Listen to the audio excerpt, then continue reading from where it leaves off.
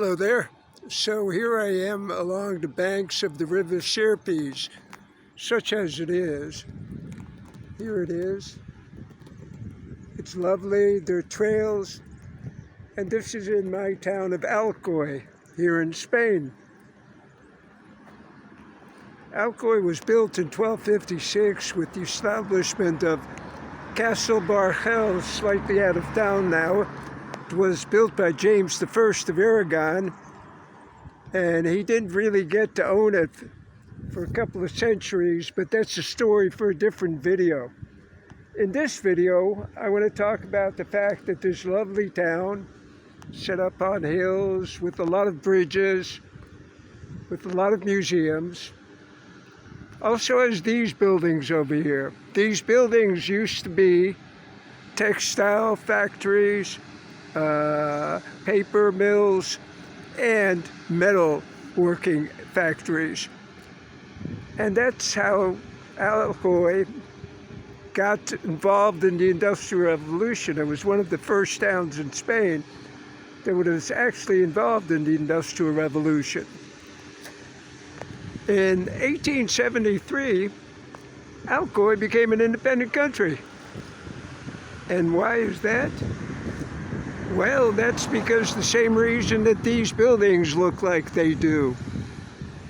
Things were bad for the workers. There were about 30,000 people living in Alcoy at the time, of which a third of them were employed in these places. Things were very bad for them. The death rate for children was abhorrent. 42% of all children died before the age of 5. Wages were rock bottom. Families had trouble making enough money to eat.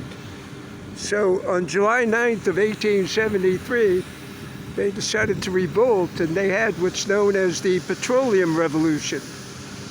Not that it had anything to do with petroleum, but they took all their clothes, they got together a lot of petroleum, they soaked all their clothes in petroleum and made torches out of them, some of which they used on the buildings that were here to destroy them. They got up and rebelled, and they marched on to the City Hall, which would be up in this area somewhere, up above by the bridge there, and they besieged the City Hall. The mayor ended up dying, and they declared themselves independent on July 9th of 1873. 4 days later, the Spanish army came in, arrested 600 people. Some of them were even condemned to death. A lot of them were released under an amnesty about 10 years later, the remainder after about 15 years. And that was the story of Alcoy as an independent country. I dare say most people in Alcoy don't even know this story, let alone visitors. They don't make any kind of a big deal about it.